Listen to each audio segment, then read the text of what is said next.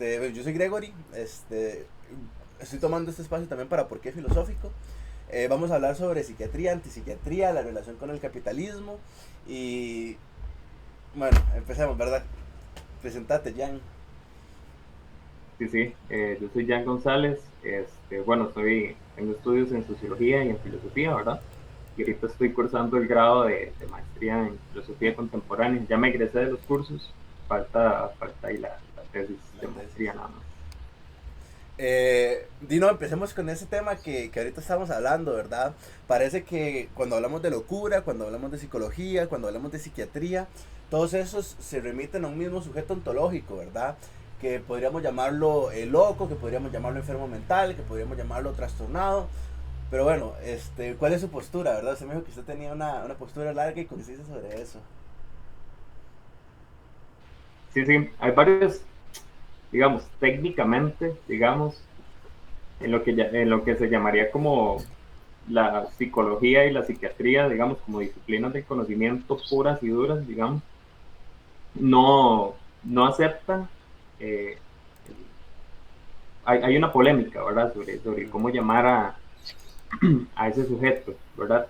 Pero hay otras líneas, digamos, de más que todo por el lado, tal vez no tanto de la antipsiquiatría, aunque tiene que ver, digamos, pero un poco más la línea como de personas que fueron usuarias o son usuarias, digamos, de sistemas psiquiátricos, que también le llamaron, que reivindican el término locura, Sí. ¿verdad?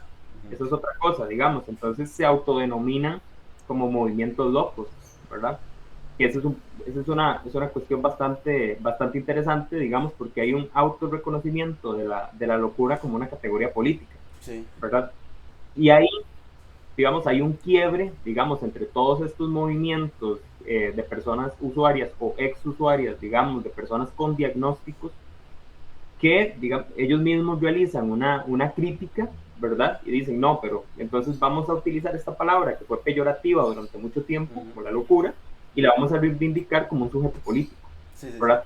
Creo yo, creo yo que esa es una de las partes más interesantes. Ahora, en las discusiones de psiquiatría y psicología, así realmente, digamos, sí, sí, sí, la palabra locura no se usa, ¿verdad? La palabra enfermo mental no se usa, la palabra trastornado no se usa, ¿verdad? Pero por una cuestión, creería yo, por una cuestión más estética que realmente práctica, ¿verdad? Ajá. Porque si realmente interesara como un cambio estructural en la comprensión del sujeto enfermo, porque al final, tanto para la psicología como para la psiquiatría son sujetos enfermos, ¿verdad? Si hubiera una comprensión, digamos, no solo cambiarle el nombre, sino que hubiera un abordaje de diferentes perspectivas, otras metodologías, ver la forma en que las personas usuarias o exusuarias puedan entrar a la toma de decisiones, ¿no? Sería un poco más interesante. Pero a mí realmente me parece una cuestión de solo cambiarle el nombre para que se vea más bonito, digamos, más progresista o menos progresista.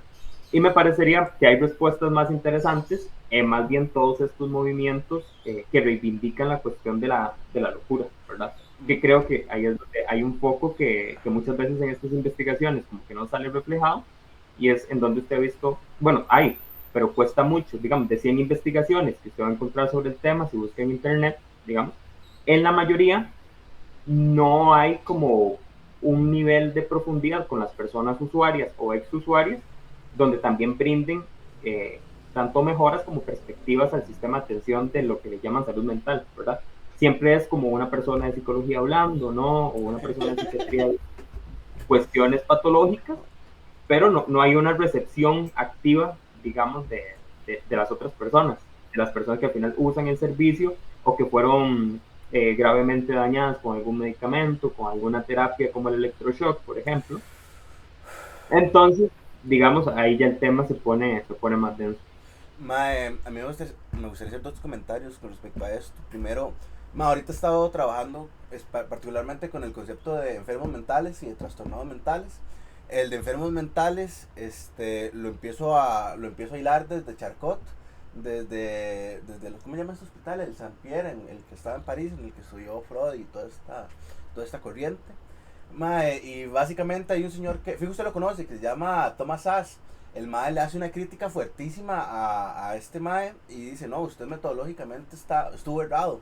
Y además conceptualmente no se sostienen las enfermedades mentales. Y si nos vamos más recientemente, hay todavía gente que sostiene esto, que sigue la línea SAS y mata el concepto. Mae, me parece a mí fundamental eso, ir matando conceptos que me parece que llamar enferma a las personas, llamémosles locos, porque mi tesis por ahora es sostener locura y no ni enfermos ni trastornados. Este, entonces, me parece que, digamos, llamar enfermos a una cuestión mental es problemático, ¿verdad? Ya te hago una pregunta con respecto a esto, porque me parece fundamental. Y bueno, después con la línea del trastorno, Dima, esa vara nace, parece que del CIE y del DSM, pero puta, del DSM-1 hasta el 5 no ha habido mucha conceptualización de lo que entendemos como trastornados, ¿verdad? Me parece que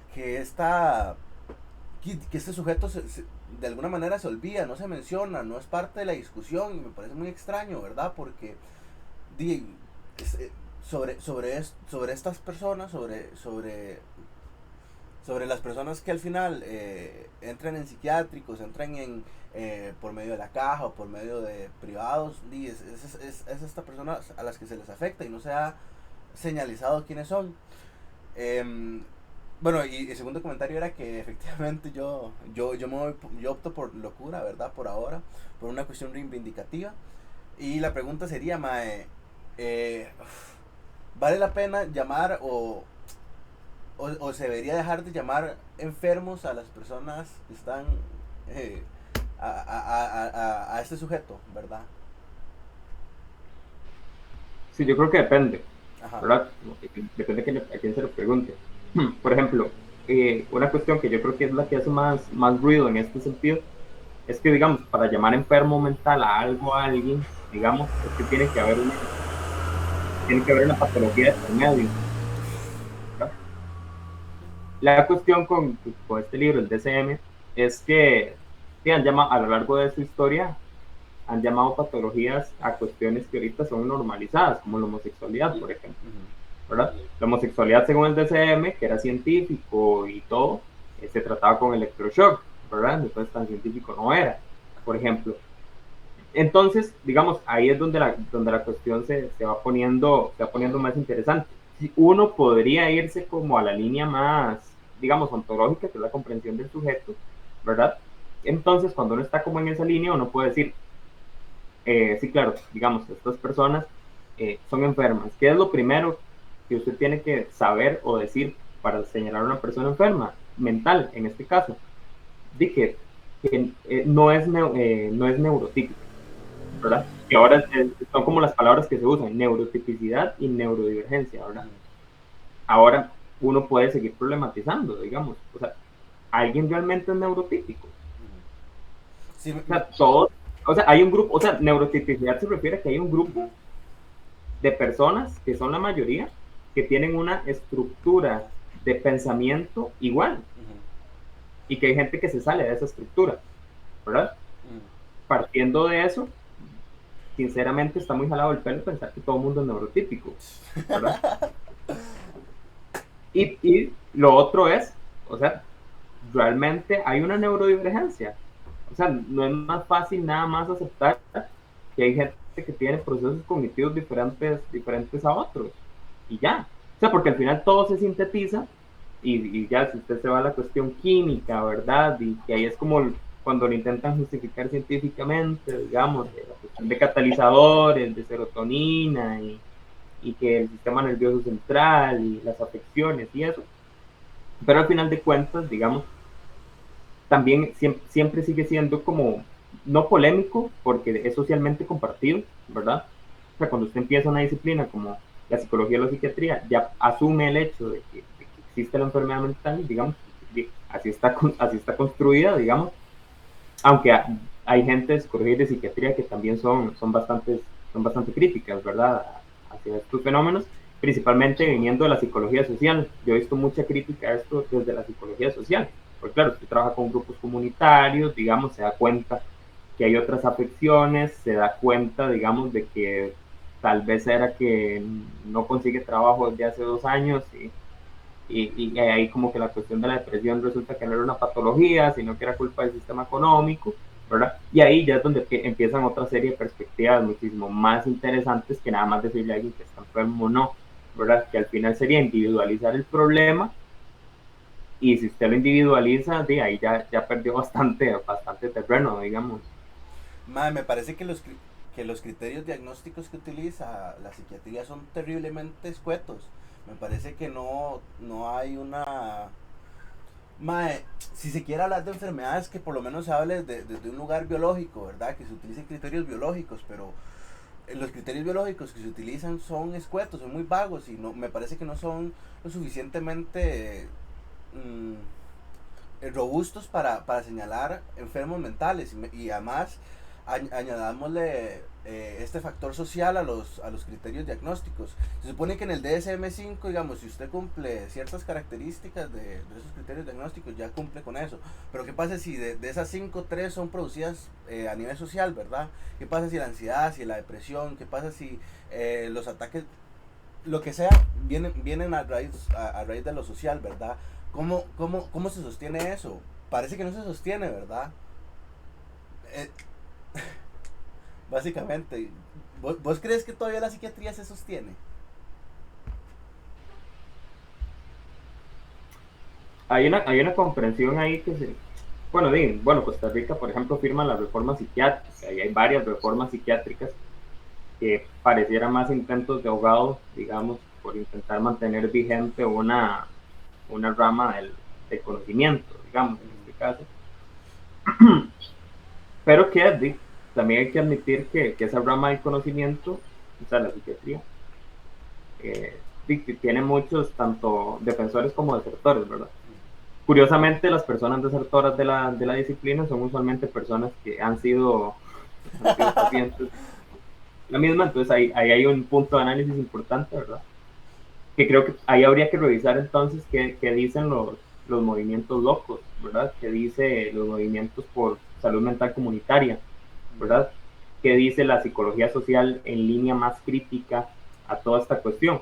Porque realmente si usted tiene que partir, digamos, si usted es como una persona que receta medicamentos y que nada más atiende en una oficina todo el día, gente que va llegando, es muy probable, digamos, que usted termine individualizando todos los problemas y los solucione con antidepresivos o con, Ansiolíticos. bueno, ansiolíticos y, bueno, todo esto, que los antidepresivos luego se dividen en otras subramas dependiendo lo que hagan, etcétera, ¿verdad?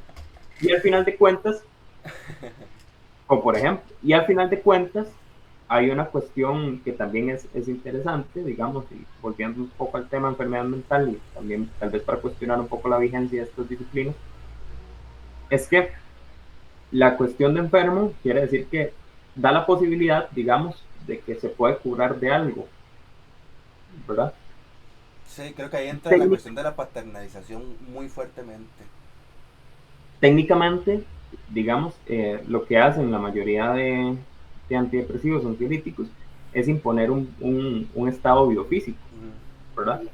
No es como que van a curar algo. O sea, a usted le imponen un estado biofísico y ya, digamos, se lo imponen a su sistema nervioso central, por ejemplo. Entonces, digamos, ahí otra vez como que la cuestión, yo creo que la cuestión para mí siempre se sintetiza en que no es posible, digamos, mantener una disciplina del conocimiento, en este caso la psiquiatría, que fue por lo que me preguntó al final de cuentas, por la vigencia de la psiquiatría, digamos, no es posible en la medida que no se reconozca que se vive en una sociedad, digamos, profundamente desigual a nivel económico, a nivel político, ¿verdad? Y que curiosamente la cuestión de las patologías siempre termina, o bueno, no voy a decir siempre para no generalizar el problema, digamos, pero muy buena parte en Latinoamérica, por ejemplo, se da por carencia, crisis de vivienda, crisis de salud, crisis económica, digamos, y ahí es donde uno vuelve a la pregunta. Entonces, realmente es un problema individual. Ujú. Y yo creo que ahí es donde más bien hay que empezar a hilar, digamos. Sí, me parece que aquí ya hay un puente un puente entre antipsiquiatría y anticapitalismo, ¿verdad? Y también esta cuestión del ¿cómo es? Antifármacos, no sé bien cómo es que se llama el movimiento. Sí, sí, hay movimientos, sí, antifármacos, sí. Antifármacos, sí. Antes de seguir con eso, me gustaría irme un poquito más para atrás y preguntarle por psicología. Vos haces una diferencia bien grande, me parece que es notoria entre lo que hace la psicología y lo que hace la psiquiatría, ¿verdad? Eh, ¿Usted cree que se sostiene más la psicología que la psiquiatría en tanto sus factores eh, eh, académicos como prácticos? Y en ese sentido, ¿usted cree que se sostiene más? Depende, ¿verdad? Porque Uf. a la psicología le pasa mucho lo que nos pasa en filosofía, ¿verdad? Que, que digamos, no se puede hablar de la psicología como un todo, digamos, es como si yo le preguntara a usted si la filosofía es de izquierda Ujú. o si la filosofía es de derecha. Digo, no puede dar una respuesta porque como hubo filósofos grandes fachos, hubo filósofos grandes anarquistas, ¿verdad? Y también hubo filósofos grandes anarquistas y también hubo filósofos socialdemócratas, ¿verdad? Yo creo que un poco pasa lo mismo de hecho la mayoría de sistemas políticos se fundan por base filosófica, ¿verdad? Pero digamos, yo creo que a la psicología le pasa lo mismo en el sentido de que no es lo mismo. Por ejemplo, a mí me interesa más la psicología social, digamos, Ajá. es como es lo más interesante porque trabaja directamente con los grupos en comunidades, digamos, entonces por allá está más atenta y su vigencia es más pertinente, digamos, al contexto en el que vive la gente, pero también, digo, usted tiene otras ramas como la cognitivo-conductual, Ujú. por ejemplo, que tal vez esas sean un poco más afines Con la psiquiatría. con la psiquiatría, pero también tenemos el psicoanálisis, ¿verdad? Que esa más bien es más afines con la filosofía, Ujú.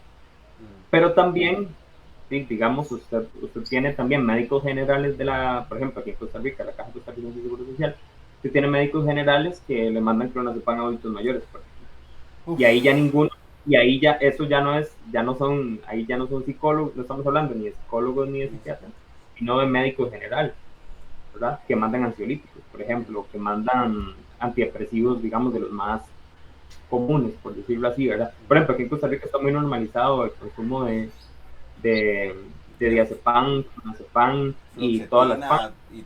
fluoxetina, por ejemplo, y he visto casos como de médicos generales que recetan fluoxetina, por ejemplo, Sí, sí, sí. ¿verdad? A Conozco los unos adultos cuantos. mayores se les da mucho clonazepam, digamos, es tal vez una de las mayores cosas que más se les recetan.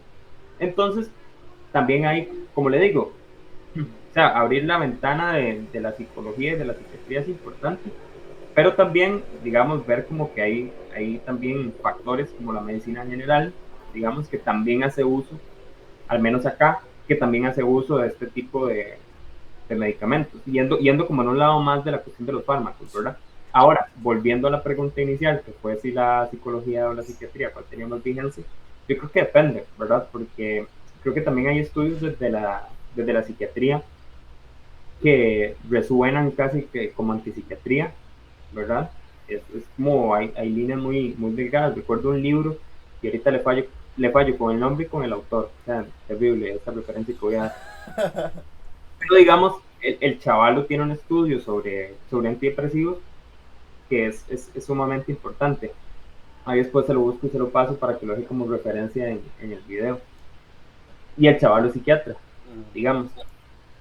Entonces, por ejemplo, a mí me parecería más pertinente ese estudio de psiquiatría que un estudio en psicología cognitiva conductual, por ejemplo, Ajá. ¿verdad?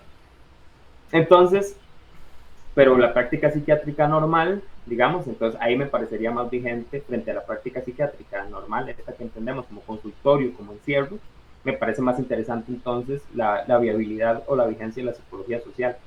Entonces creo que también es mucho depende de, de la metodología y la teoría con la que va a abordarse, con la que un autor o una persona profesional va a abordar, digamos, alguna situación. Aquí en Costa Rica pasó mucho, digamos, como esta gente que tenía ataques de ansiedad o ataques de pánico, y la policía llegaba y se salía de control la situación y los terminaba matando, que pasó 2 veces, ¿verdad?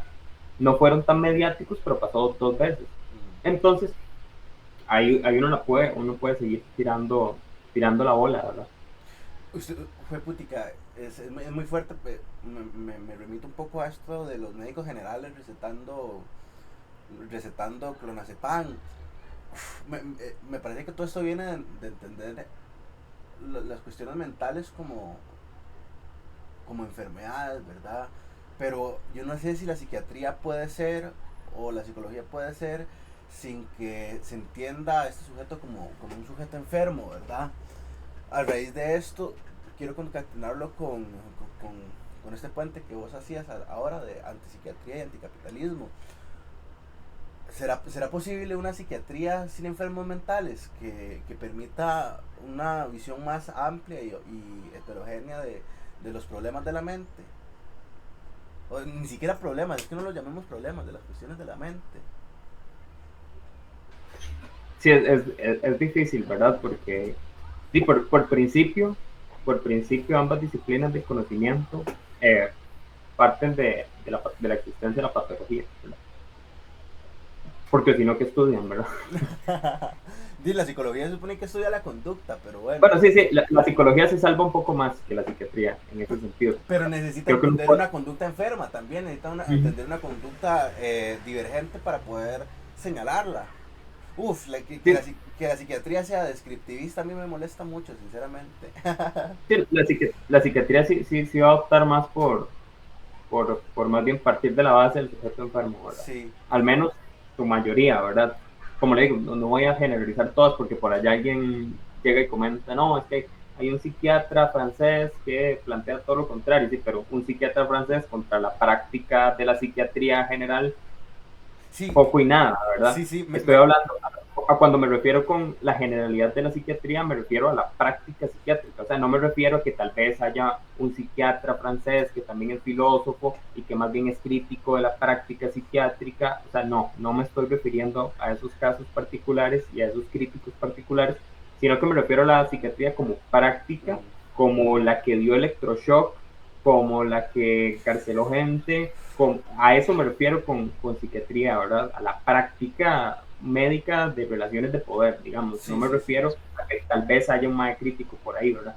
A esa psiquiatría a la que estoy haciendo referencia, digamos, a esa le es imposible partir para mí, a esa le es imposible definitivamente Partir de... no partir de una, o sea, partir de un sujeto que no está enfermo le es imposible. O sea, esa psiquiatría sí o sí tiene que partir de un sujeto enfermo porque casi que por definición, Sí, ¿verdad? uf.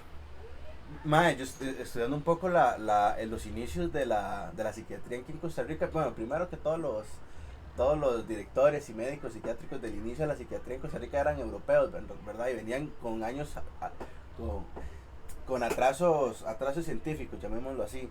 Mae, hay un libro que es de una psicóloga que se llama Mercedes Flores, que se llama Locura y Género, me parece que se llama. Básicamente ella hace un pequeño recorrido de la historia de la psiquiatría aquí en Costa Rica, y cuando empieza a hablar de los tratamientos es tortura, ¿verdad? Me parece que pura tortura. Se me viene ahorita precisamente a la mente una práctica que hacían con insulina. Creo que le llamaban insulinoterapia, que básicamente le metían insulina en el cuerpo y la gente se sentía como que ardía en fuego, ¿verdad? Me parece que esa es la psiquiatría que usted y yo nos referimos, ¿verdad? Es así porque muy bonito hablar de la psiquiatría en abstracto y de qué la sostiene, pero al final, puta, vayámonos a la práctica, qué es lo que realmente está sucediendo dentro de esas habitaciones, dentro de esas instituciones, ¿verdad? Efectivamente, dentro de relaciones de poder que sustentan entre fuertísimo, enfermeros y enfermeras dentro de lo psiquiátrico, dentro del Chapuy. Las historias son brutales, ¿verdad? De cómo es que una enfermera, un enfermero llega a medicar por su propia cuenta, ¿verdad? O cómo es que se les llegan a tratar a estos pacientes. Me parece que aquí podemos hacer ya hablar de la antipsiquiatría, precisamente.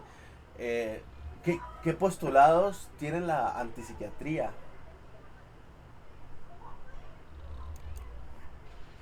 es variable, ¿verdad? Ese también es otro, depende de quién le pregunte. Hay unas, ¿verdad? Que, bueno, estaban yo creo que ese libro del siglo XXI lo copila muy bien. Creo que se lo enseñó a usted, pero tal vez por si alguien lo quiero que alguien que vea esto le interese, se llama La Antipsiquiatría.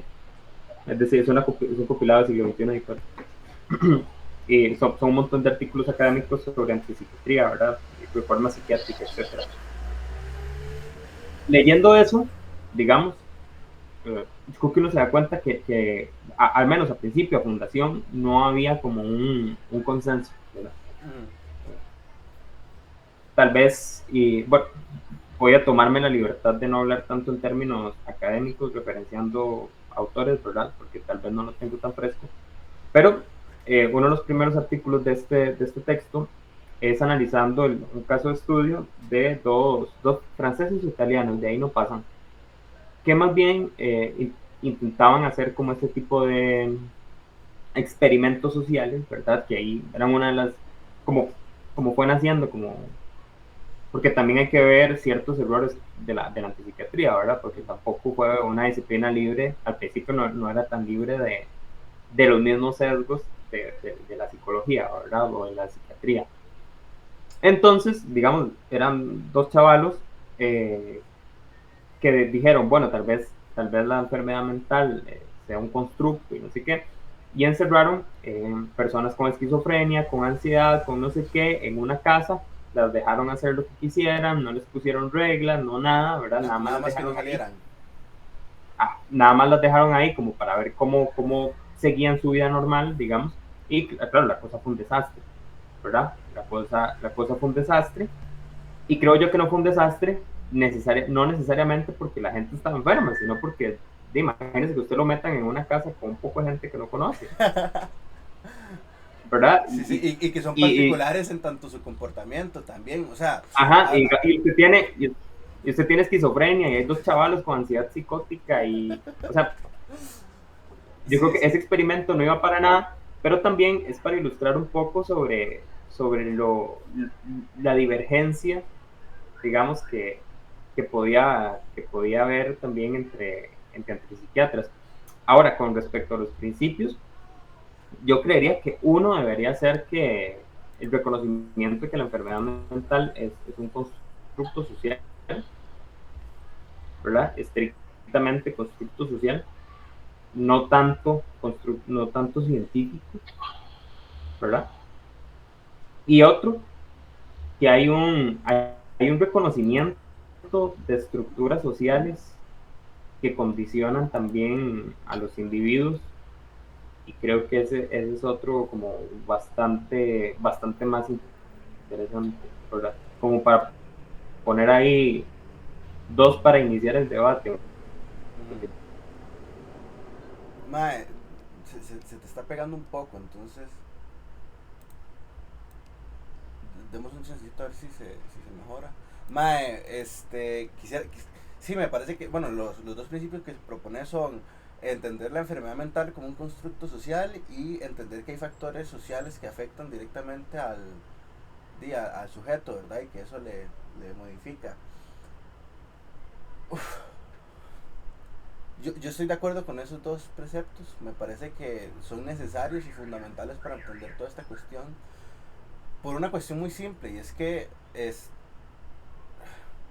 de quienes hablamos, de quienes tratamos, son al final personas, ¿verdad? Y lo que hacemos y lo que decimos de las personas literalmente les afecta. Si entendemos, otra vez, si los entendemos como enfermos mentales, terminamos no solo patologizándoles, sino también paternizándoles y reduciéndoles la autonomía, ¿verdad? Uf, putica. Creo que, bueno, pasemos un poco más adelante. ¿Por qué la antipsiquiatría y el anticapitalismo van tanto de la mano? Me parece que es por este segundo precepto, el de que hay factores externos que pueden joder a la persona, por así decirlo. Entonces, digamos, si se lo tengo que plantear una pregunta, ¿por qué el anticapitalismo está de la mano con la antipsiquiatría? Sí, sí la agarré. Ahí se me escucha bien o se me sigue pegando. Sí, man, vieras que digamos, suena, uy, qué No lo idiota, escucho. quité el micrófono, no sé por qué, se te escucha bien, pero no se te ve bien, se te ve pegado, pero se te escucha bien, entonces, creo que podemos seguir así. Ok, ok. Sí, sí, al final no importa tanto mi cara, yo creo. Sí, no, Este, También tiene más sentido, además de antipsiquiatría, digamos, empezar a proponer el nombre de estos movimientos comunitarios sí, en pro de la salud mental comunitaria, ¿verdad? Además de la antipsiquiatría, que también tiene un trabajo importante con la cuestión anticapitalista, creo que también hay prácticas un poco más radicales, digamos, en estos movimientos como un poco más como de locura, de esta gente que reivindica la locura como concepto, también de gente que tiene movimientos de salud mental comunitaria, digamos, que no parten de ninguna base patológica, por ejemplo. Y creo que el reconocimiento, digamos, que el vínculo que habría entre todas esas prácticas con el anticapitalismo, con una crítica seria al capitalismo, es por varios factores, digamos. El primero, del reconocimiento de que las distintas prácticas sociales que ha realizado el capitalismo como sistema económico, digamos, desde su parte primitiva, y también tiene una afección directa en las condiciones materiales de la gente, ¿verdad? Ya lo decía, bueno, Marx tiene tres análisis interesantísimos sobre la condición humana en el capitalismo, y hay uno que apunta también a la cuestión del ser humano como portador de máscaras económicas, ¿verdad? Entonces la cuestión sería que, que sería lo de fetichización, ¿verdad? ajá, De que un ser humano que produce la mercancía frente a la mercancía también se ve como objeto, ¿verdad? No, se le quita un nivel de condición de humanidad bastante importante a la gente dentro del sistema productivo capitalista, y ahí, digamos, su valía como ser humano se pone en duda, o más bien depende más de su capacidad de producción y consumo, ¿verdad? Entonces, de muchísima gente, o creo yo que alguna de estas patologías eh, resulta problemático por el hecho de que la persona no puede trabajar, ¿verdad? No puede ser útil en una fábrica, ajá, ¿verdad?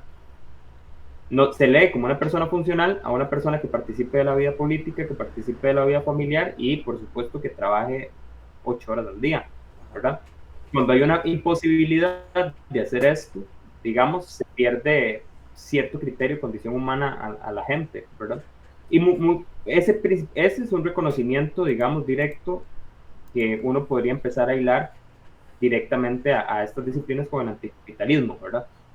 Ahora bien, está la otra, que es como la más fácil, la que uno puede intuir si me escucha hablando desde el principio, y es que, claro, el sistema capitalista produce un sistema desigual, y cómo vamos a decir que la gente tiene enfermedades, digamos, cuando el grueso, digamos, por ejemplo, de la ansiedad o la depresión, proviene por condiciones como desempleo, como desigualdad social, como crisis de la vivienda, como que, bueno, tal vez no le haga bien a la mente estar encerrado durante 10 horas en un cubículo contestando llamadas en otro idioma. Digamos, este tipo de condiciones, digamos, también se ocupa un reconocimiento importante de que es un sistema que las está produciendo, ¿verdad? sí, sí, sí. Entonces yo creo que eso, podemos empezar por esos primeros dos aspectos, digamos. De un poco más de condiciones de vida, y el otro un poco más de una que se empieza a minar la condición de humanidad Ujú. de la gente. Me parece que Fisher y que Han hacen crítica de esto, ¿verdad? Es que bueno, para este podcast, bueno, sí, llamámosle podcast, Esteban nos mandó a hacer primero una investigación, ¿verdad? Y yo ya tenía como investigado la cosa, pero me fui a un par de autores que no conocía, como es Han y Fisher, y dentro de ellos me doy cuenta, bueno, no me doy cuenta, ya suponía estas críticas o esas construcciones que hacen ellos, pero sí, son tremendamente válidas. Me parece que hay una frase, bueno, no sé si es de ellos, que es un individuo quemado por el capitalismo, es un loco al final. Una persona que no es así, que no le sirve el capitalismo, termina siendo un loquito más. Así de sencillo, no ser parte del sistema es literalmente diverger totalmente de la normalidad y entrar directamente en la locura, ¿verdad? Vieras que quería hacer un comentario con respecto a lo anterior, a los dos puntos que vos diste. Nada, y esto es una cuestión mía. Madre, ¿por qué no erradicar directamente el concepto de enfermedad mental? ¿Por qué seguir sosteniéndolo? ¿Por qué literalmente no dejar de usarlo? Me parece que el concepto trae más cosas malas que cosas buenas.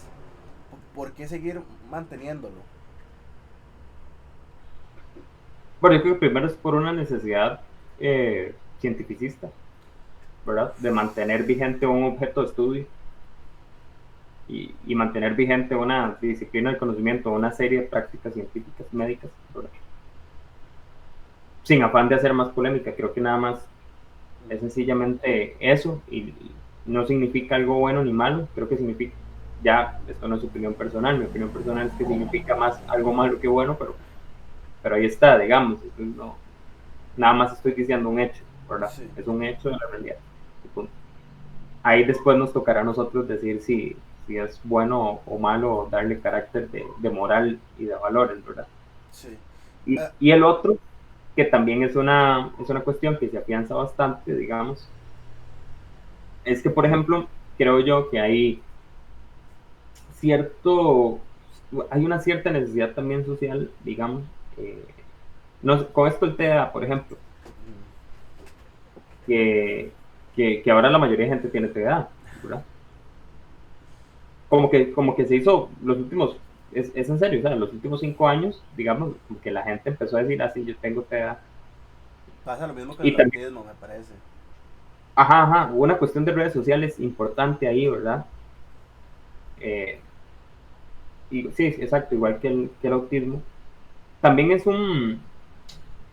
hay gente que le sirve alivio, digamos, la Las cuestión, ¿verdad? etiquetas. Y yo no voy a criticar, no voy a criticar eso y no me voy a meter en eso, nada más lo voy a mencionar.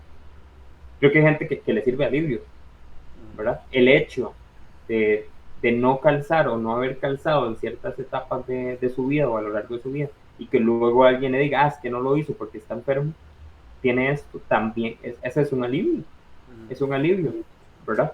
Entonces también hay mucha gente que se reconoce dentro de su patología, ¿verdad? Entonces, viene siendo también algo polémico como de quitar o poner un nombre. Aunque, repito, como lo dije al principio, por medio de las reformas psiquiátricas lo han venido haciendo a lo largo del tiempo, ¿verdad? Bueno, ya no los llamemos locos, ya no los llamemos desviados, ya no los llamemos individuos con anomia. Creo que es una cuestión que se ha hecho con el tiempo y, por ejemplo, la última reforma psiquiátrica al menos proponía la desaparición de los hospitales psiquiátricos, ¿verdad? Por ejemplo. Entonces, creo que es una cosa que también está dispuesta a mutar en el tiempo, aunque creo que también ese cambio de nombre, digamos, no vendría necesariamente de la propia disciplina psiquiátrica, ¿verdad? Creo que vendría más de movimientos autónomos. No tanto. Creo que la propia disciplina no está dispuesta a negociar. Sí, negociar. ajá. A mí con respecto a esta cuestión de las etiquetas, al fin que al final son etiquetas diagnósticas, ¿verdad? Llamarle a una persona que tenga TEA o que tenga TDAH, que tenga ansiedad, depresión. Bueno, a mí me parece que la psiquiatría hace una cuestión como poner una diana, agarrar una escopeta, disparar la escopeta y donde caiga la metralla es ahí a lo que llamamos la vara. Putica, yo no sé si, yo entiendo que la etiqueta alivia, yo lo entiendo, lo comprendo, pero etiquetar me parece que se puede etiquetar sin la necesidad de enfermar. Me parece que se puede etiquetar, que puede decir, vea, sus rasgos de comportamiento son de este tipo, de este estilo, y al final no es que estés enfermo, es que sí, o sea, o tendés a hacer esto. Pero también es muy complejo, ¿verdad? Porque aquí entra la pregunta, yo no soy mi diagnóstico, yo no soy lo que esta gente dice. Y que, bueno, relacionémoslo con el anticapitalismo. ¿Qué pasa cuando esas etiquetas diagnósticas que al final son etiquetas también de identidad, se las apropia el capitalismo y las empieza a vender, ¿verdad? Creo que sucede esto que vos estabas diciendo, que ahora todo el mundo tiene TDAH. Y creo que también se puede relacionar con la cuestión farmacéutica, ¿verdad?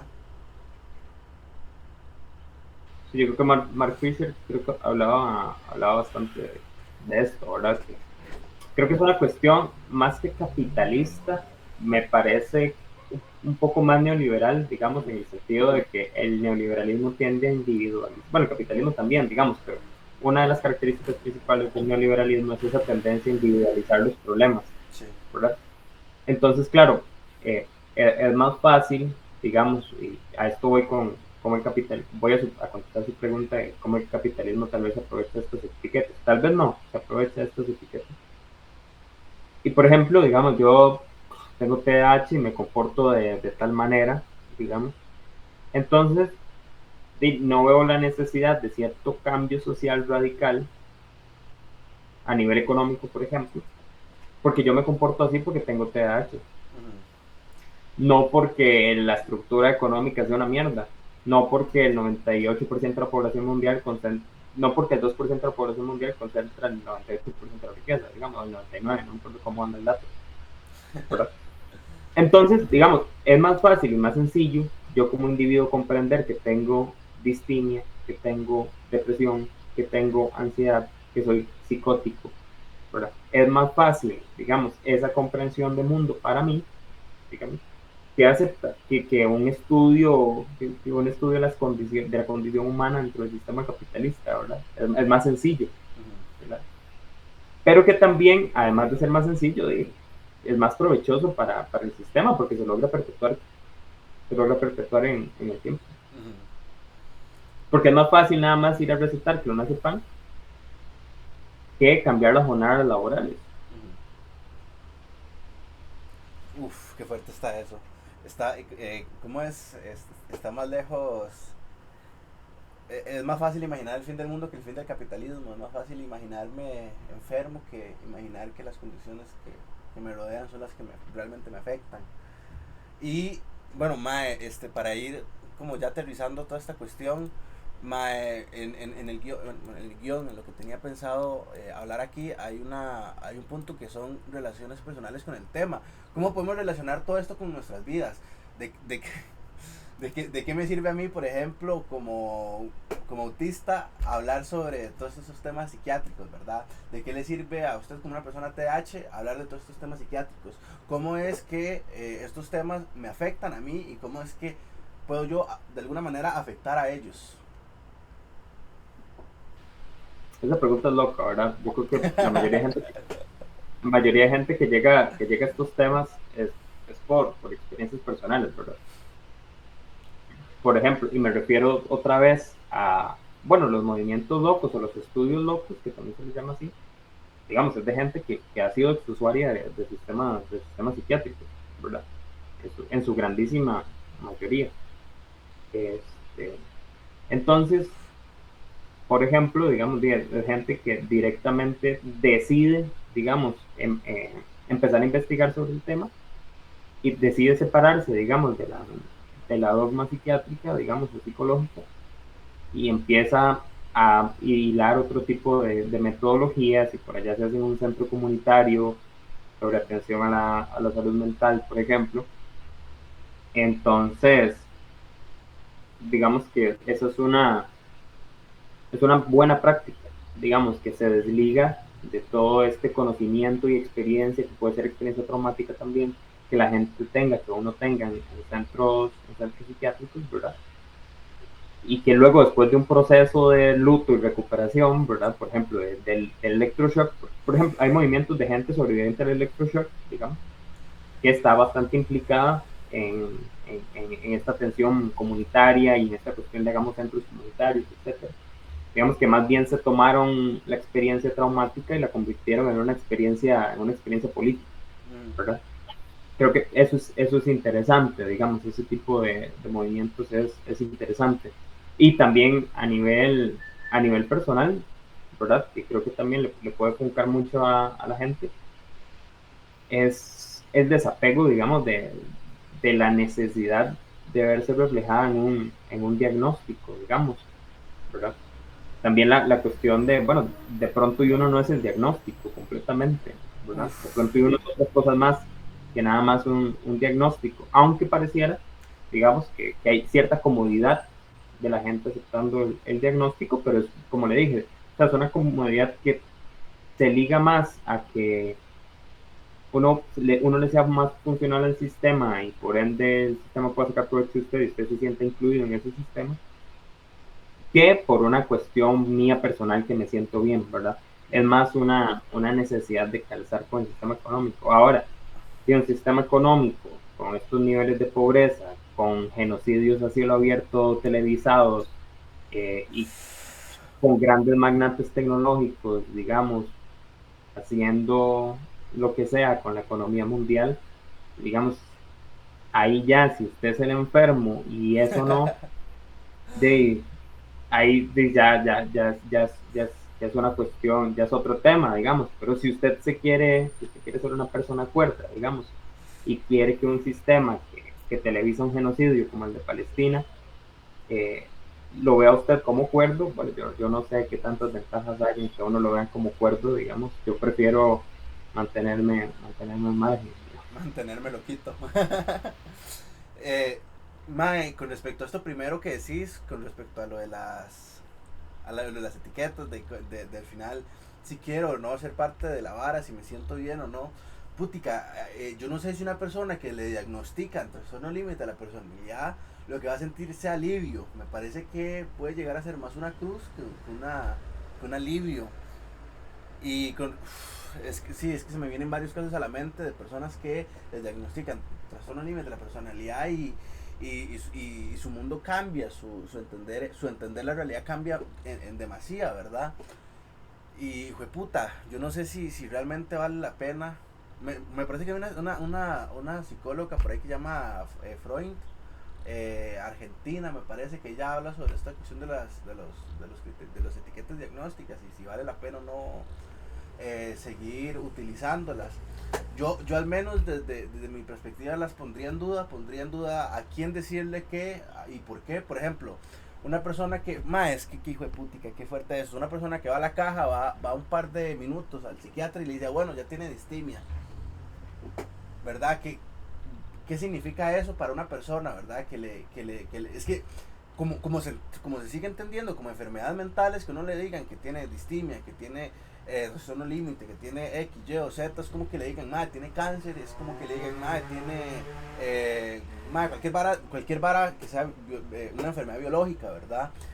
Y eso cambia totalmente la perspectiva de nuestra perspectiva de cómo nos autopercibimos, de cómo nos vemos, cómo nuestra relación con el mundo. Y con respecto a esto segundo, puta, yo quiero ser normal en un mundo donde hay un genocidio a cielo abierto. Me parece que ahí puede entrar tal vez el concepto de hegemonía de Gramsci. Me parece que se puede tal vez discutir desde ahí, desde qué es lo que nos venden como lo bueno o qué es lo que nos venden como lo cuerdo. Y creo que a partir de eso, yo no quiero estar cuerdo, la verdad. Es una postura válida. No quiero estar cuerdo, no quiero estar en un mundo donde el genocidio y la matanza sea pan de cada día. Pues, puta, definitivamente estar loco es una postura política. O sea, es un tema loco, ¿verdad? Porque también, digamos, uno podría como empezar a hilar, volviendo o sea, poniendo un ejemplo así como de fiebre fulminante, digamos, yo puedo ir a diagnosticar personas en la franja de Gaza, ¿verdad? Una por una, gente desplazada, y probablemente yo voy a terminar diagnosticando el 98% de personas con depresión, ¿verdad? Y es porque están enfermas. Definitivamente no. ¿ves? De pronto ya es porque hay un estado por ahí, ¿verdad? Que los está matando, ¿verdad? Entonces, o sea, volvemos a lo mismo, creo que con este tipo de ejemplos que son más macro, pero que están pasando, digamos, y están siendo televisados, usted se mete en Instagram y ahí le pueden salir, también ayudan un poco como a entender esta cuestión. Ahora, salvaguardar las distancias, ¿verdad? Evidentemente, la cuestión de un genocidio con lo que uno viva en un día a día probablemente no sea ni siquiera comparable, ¿verdad? Pero, digamos, voy a lo mismo, la gente de a pie La está gente acostumbrada, sufre, la gente a sufre. vivir con un montón de desigualdades sociales encima, desde cuando sale a la calle, ¿verdad? Entonces, como que por ahí va un poco más la reflexión, no es como que yo me sienta, es como que yo me sienta directamente afectado, quiera tomar el lugar de una persona palestina, jamás, ¿verdad? Creo que Es que me está parece pasando. que la cuestión no es si somos o no una persona de Palestina, ¿verdad? Y que nos afecta ese sufrimiento, sino más bien la cuestión de señalamiento de entender que efectivamente hay condiciones del mundo que afecta al ser humano y el genocidio en Gaza está claro, es un ejemplo claro donde más es que me parece perfecto lo que vos decís. Si vamos a diagnosticar a la franja de Gaza, todo el mundo va a parecer enfermo, ¿verdad? Pero en realidad la causa directa es el genocidio, no otra cosa. Putica, ejemplo más fuerte para terminar, sí. Me parece que solo me queda como una cosilla. Mae, puta, ¿te parece importante divulgar sobre este tema? ¿Te parece importante ir con bombos y tambores hablando sobre este tema?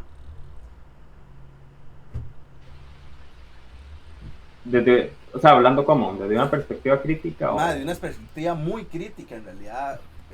Por ejemplo, fue putica, a toda mi familia, si yo les hablo de este tema, por ejemplo, yo hace poco, terminando este brete que te estaba diciendo de los dos conceptos, el de enfermedad mental y el de trastorno, yo me senté aquí afuera en la sala y le dije a mi tía, le dije a una tía que estaba en la casa en ese momento, oiga, estoy en una encrucijada, definitivamente no existen ni los enfermos mentales ni los trastornados mentales. Me dice, ¿cómo que no? Sí, claro que existen, aquí están, aquí estamos. ¿Cómo? O sea, a mí me parece importante señalar esas cuestiones para una cuestión de autoconciencia, pero, uff, es cambiar un paradigma muy grande, ¿no? Es cambiar una forma total de entenderse. Yo siento que ahí, digamos, una de las principales importancias, digamos, sería en que tal vez se pueda tener injerencia, digamos, en acciones comunitarias en pro de la salud mental, ¿verdad? Creo que eso sería como lo primero que se podría buscar. Yo sé que repito mucho como la cuestión comunitaria y tal vez es porque yo quiero mucho a Murray Bochil, ¿verdad? El anarquista comunalista, pero digamos, me parece muy pertinente hasta el punto de que ojalá en algún momento los centros de atención médica, digamos, también tomen en cuenta realmente, ¿verdad? La perspectiva de las personas usuarias, exusuarias, ¿verdad? Y que en conjunto, digamos, se pueda crear una alternativa, porque, o sea, los centros médicos, por ejemplo, aquí la Caja Costarricense de Seguro Social, también tiene varios proyectos en este sentido, digamos, y el lograr tal vez algún nivel de injerencia importante pueda cambiar, digamos, al menos en su comunidad o en su pueblo directamente, pueda cambiar algo. ¿Verdad? No estoy diciendo que lo va a cambiar todo de raíz, porque probablemente por medio de la institucionalidad no se pueda hacer eso, ¿verdad? Pero, digamos, hay cosas interesantes. Creo que también es importante por el hecho de que vivimos en una sociedad profundamente desigual, ¿verdad? Y tampoco hay que normalizar, digamos, y aquí voy a hacer propaganda política, tampoco hay que normalizar 12 horas laborales, ¿verdad? Y las afecciones que eso pueda tener, por ejemplo, ¿verdad? Entonces, ahí se hace más pertinente, digamos, el trabajo de la psicología social, se hace más pertinente, digamos, los trabajos en conjunto, en colectivo que se puedan hacer. Y yo creo que Mark Fisher tiene también un buen ejemplo de lo que también puede llegar a organizar políticamente una cuestión sobre la salud mental, ¿verdad? Sí, bueno, desde que te conozco ya hace varios años, es más, vale, le voy a decir precisamente de cuándo, desde que me contaste esta cuestión que hiciste con las lanchas en Punta Arenas, me parece que fue, en la zona de, uy, ahorita no me acuerdo de esa zona, pero bueno, desde que usted me comentó eso, me pareció brutal esta cuestión de irnos directamente a las comunidades. ¿Por qué? Porque, te doy un ejemplo. Aquí con Por qué Filosófico estuvimos haciendo talleres de filosofía aquí en mi barrio, en la parte de adultos mayores. Ellos tienen un centro comunitario donde creo que son todos los martes, agarran un montón, eran como 60, bueno, en un principio eran 60 y después fueron 30 adultos mayores y les dan comida y se les da educación, se les da un montón de cosas y nosotros participamos ahí. Y concatenando con este ejemplo que vos me dices, ahí es donde yo me doy cuenta que mediante esfuerzos comunitarios se pueden hacer avances más grandes que, por ejemplo, desde la academia o desde, qué fuerte, o desde la política, oiga eso, desde la política, ¿me entiende? Sí, entonces me parece que es muy acertada la cuestión de las comunidades.